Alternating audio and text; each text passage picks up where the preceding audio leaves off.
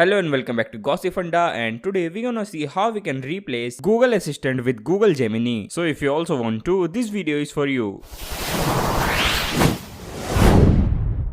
So first of all, update all the Google application on your device and especially the Google Assistant, because in the latest update, Google will automatically replace Assistant from Gemini. And after the updates, when you will open Google Assistant, you will get an option for direct switch to Gemini. But if you won't get this option, simply install the application of Google Gemini. And after the installation of the application, when you will open it, on this layout you have to tap on switch. Now simply scroll the page and simply click on this option of use Gemini. Now if still you are unable to use Gemini in place of the Assistant, then simply on your home page of Gemini application, tap on your profile picture. You will get these options, and here you have to tap on switch to Google Assistant, and here make sure that Gemini is selected. And also if you want to switch on Google Assistant again, simply tap on it and then tap on switch, and again you will be on Google Assistant. So this was the way by which you can easily switch to Gemini. Hope it helps. Make sure to like, share and subscribe.